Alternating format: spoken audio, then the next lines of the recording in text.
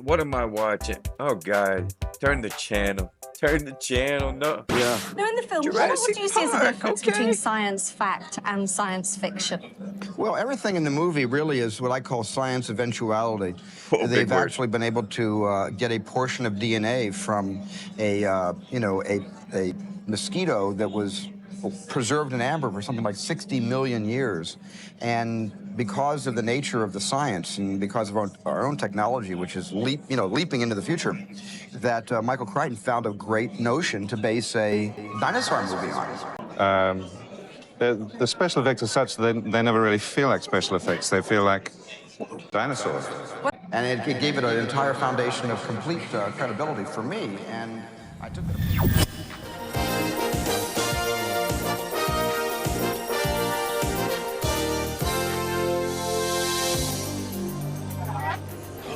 Hey, so you know that feeling when something you always thought was pure fiction starts to feel, well, like not so fictional anymore? Let's talk about one of the biggest examples that I have thought of, Jurassic Park. You know, I'm something of a scientist myself. It's a movie touchstone and corner piece of cinema, right? A piece of cinematic furniture in everybody's house. We all got it. We got a VHS of it. We got the Blu-ray. We got the I don't even know what the latest is, like 8K projector wide cinema ultramine 3D mind blowing megamorph VR type stuff. We got everything now, but Jurassic Park is a cornerstone piece of cinema in almost every movie fan's house. But here's a thought that's been bouncing around my head. What if the make-believe part is like starting to peel away at the edges? What if the gap between that Hollywood spectacle and the world we live in is shrinking, getting like weirdly thin? Because looking around, it kind of feels like we're drafting the opening scenes of, something familiar. Considering the absolute heart of Jurassic Park's premise, not just the dinosaurs, but how they got there, finding ancient genetic material, decoding it, patching the holes, bringing yesterday back to life, or a million bajillion years ago. It sounds like the definition of sci-fi, except it's becoming science fact, actually. Like, not T-Rexes stomping down Main Street tomorrow type shit, but core concept, it's in motion. Right now, teams of brilliant scientists, maybe mad scientists, are genuinely working on bringing back some of the craziest creatures that I could think of. And the woolly mammoth is on mind, which I don't mind the big furry elephant. That thing is kind of cool, dude. It's got some big tusk on it. I like that thing. I like that thing. Get me on that thing. Yeah. So basically, they're thinking about bringing that back on top of like dire wolves, which they successfully got back during the time of writing this, and that is genuinely mind-blowing. I can't even speak with how crazy that is. They're pulling fragments of genetic code from remains of like preserved Earth, which is kind of crazy. They're literally creating like rock Pokemon. They got like evolutions now. The dire wolf, it was a thing, and then it became a rock, and then it's back into a dire wolf. That's a crazy evolution cycle. I'd hate to get stuck on card 2 without any evos or upgrades. You'd be a rock forever, but with unlimited potential, just like us. That's the beauty of it.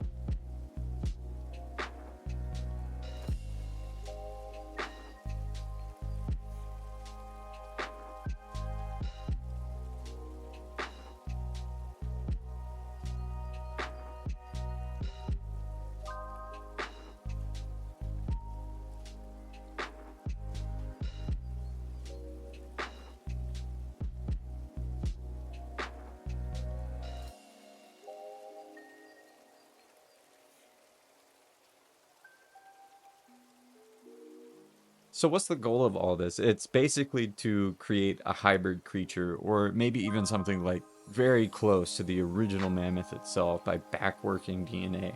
This isn't a movie pitch. This is actually happening in research labs. And it's not just mammoths. Remember the dire wolves, like I talked about just a second ago? Like, yeah, the Stark family pet ones, you know, the massive ones, that, you know, the powerful predators that vanished thousands of years ago. Vanished, but not forgotten. Especially by science and scientists. Because they brought those darn suckers back, like I said. So they essentially like recovered the biological source code, reanimating it. And it's a monumental task. Like, don't get me wrong, it's very, very cool that we've done that. But you know, that just makes me start to feel a little bit iffy, because suddenly Jurassic Park transforms in your mind. It stops being just a monster movie, and it's like, holy cow, this guy's predicting stuff. This is a premonition here. It's strangely present. It's strangely present. The techniques, the ambition, the idea of like reaching back across millennia to resurrect life in amber, it's insane. And you know, it's becoming true. So it's kind of echoing in real world labs. It's fascinating, and let's be honest, a little bit scary. Because who knows what could happen with this, and what people will be cooking up in basements. You never even know, dude. Cut to that one Smiling Friends Eggman. You know what I'm talking about. You know what I'm talking about. So yeah, it's just fascinating, because how could we pull that off? And I don't know, it just raises so many questions. So, but hold on, right? Before we get lost into the sheer wowness of the whole thing in science, we need to remember the point of Jurassic Park. It wasn't just, look, dinosaurs. It was a giant, pulsating cautionary tale. It was a screaming message about the gap of power and wisdom. And you recall the vibes, right? You know, the sense that just because technology gives us the ability to do something doesn't automatically grant us the understanding or the right to do it. You know, it's like it's a little cautionary tale right there. The whole story is a study in human arrogance, believing that we can neatly contain the raw, chaotic power of nature, put it behind fences that inevitably fail, and sell access. The result? Nature reminding us quite forcefully that it doesn't follow human rules or quarterly projections, you know, the 401ks and stuff like that. Life finds a way, as the guy says in the movie. Often messy and unpredictable, like Taco Bell afterwards. So here we are. We're standing at a similar crossroads, contemplating the return of the mammoths and the dire wolves. Are we walking down that same path? Are we so captivated by the scientific achievement that we can have? Like, are we skipping past the thought of, should we do this? What comes after this? If we bring back a mammoth, where does it go? What current ecosystem does it destabilize or stabilize? Who plays gatekeeper for deciding which pages of natural history get reopened? These aren't just lab questions, they're deep, thorny ethical dilemmas with potentially planet-sized consequences that will be unleashed very soon. And this line of questioning, it spirals outwards, tangling itself with another monumental shift. Happening all around us, the rise of artificial intelligence. Think about the push to create not just smart programs, but thinking machines. Machines that might possess something akin to consciousness, self-awareness. It's another frontier of creation, isn't it? Trying to conjure intelligence from circuits and data, much like trying to conjure fossilized genes, in a way. This adds a whole new dimension to those Jurassic Park anxieties.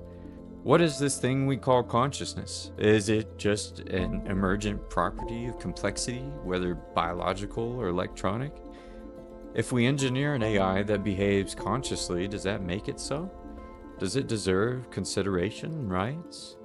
And flipping that coin, when we talk about resurrecting an extinct animal, what exactly are we bringing back?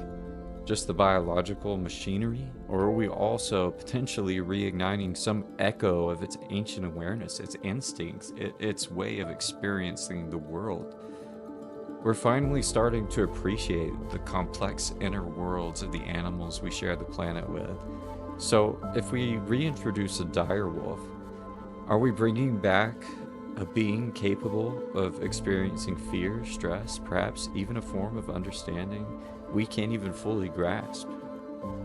And is it ethically sound to do that simply because we cracked the genetic code and could? It feels like we're tinkering with forces that demand more respect, caution, and maybe more care than we're showing. It really forces you to ask, what is our role in all this? We're unearthing ancient blueprints, designing new intelligences, manipulating the very fabric of life. We're out here playing Ark. We're positioning ourselves as architects of existence in a way that feels unprecedented. And that leads to the ultimate question, the one humming beneath the surface of all this progress and potential peril. What does it mean to be a creator?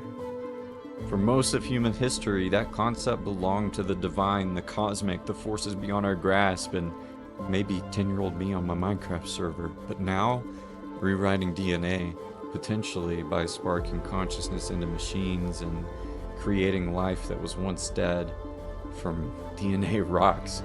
Are we taking up that mantle? Are we stepping into the role previously reserved for God's grand process of evolution? It's a staggering thought. If we become creators, what are our obligations to what we create? Do we possess the necessary foresight, the ethical frameworks, the sheer wisdom to handle that power responsibly? Peter Parker. Jurassic Park offered a pretty stark answer. Probably not. And quite boldly, the sequel show, you definitely can't dive back into it without it being a bad idea. So it overall just seems like a bad idea. So, are we becoming gods? No, I don't think so. But are we more like the apprentice who've just been handed the keys to the master's workshop, moments away from causing an interdimensional incident? Potentially. I'm leaning towards that. I kind of could be there, but I don't have the answers. I'm just here like you, watching this incredibly slightly terrifying future unfold, trying to connect the dots between the moves that happen. And, like you, I study the films that come out. I study the world around me. I study the history. I try to absorb and take in things day by day that help me grow. And I'm out there learning just like y'all. And I hope this is one of those things that helps you think about something a little bit differently, because that was a lot. It was a lot to talk about, and it kind of got deep. We went into dinosaur theme parks and to the essence of being humanity's cosmic job description and having basically a cosmic 401k. Like I said, the rabbit hole goes deep. And so let's decompress, let's calm down, let's shake that shimmy out, and let's switch gears. Let's hit the mental escape hatch. Let's just, for fun, let's just imagine they actually pull it off. They create like, Jurassic Park or whatever they want to call it, to avoid copyright claim, maybe like the prehistoric park or something less stellar. And they fill it with all these Ice Age wonders and critical detail. The containment systems are flawless. Like you can't have any, imperfections this time. No breakdowns, no frantic chases through the rain, night vision goggles and all that jazz that look like watermelons. You don't have that. What's the first enclosure you visit in this new prehistoric park? When you go through the pearly gates, when you're entering the world of Ice Age wonders that are brought back. Forget the mammoths. Maybe that's a little too obvious. Saber-toothed cats, That's a little intense. You could be at risk with that one, But me, I think I'd oddly be fascinated to see an Androsarchus, that giant, vaguely kind of wolf-like, possibly like hoofed predator from, what is it, the Eocene? I'm not quite sure. It's like, I read it in a book one time, but, I don't think anybody knows what it really looks like. So that kind of makes it even cooler, because like, imagine seeing that in person. What are your choices? Like, what would you imagine an animal to look like if it had no description? That's a pretty interesting question and hard to think about, isn't it? So what's your choice overall? I mean, if you had to pick, if you were going to this prehistoric park and you were walking through the gates, what piece of prehistoric life are you most curious about? I'd really like to know, so just drop it below. If you could bring back any creature to life, what would it be? What an odd question. I think you mean a dinosaur or any creature? Any creature at all. I'm very fond of dodos. I'd have the dodos back. And seriously, drop your pick in the comments below. I'm genuinely curious what forgotten creatures capture your imagination. And hey, if exploring these kinds of intersections where pop culture slams into science, history, nostalgia, and those big what if questions is your jam, maybe consider sticking around. Hit subscribe. We dive into this type of stuff often on Instagram. Shout out our 10,000 followers. But if you're seeing this on YouTube, this means this is our first video. And I want to thank you for exploring the weird, the wondrous, and the slightly worrying stuff that I've got going on today within my noggin. So stay curious, and I'll catch you on the next one. Thank you.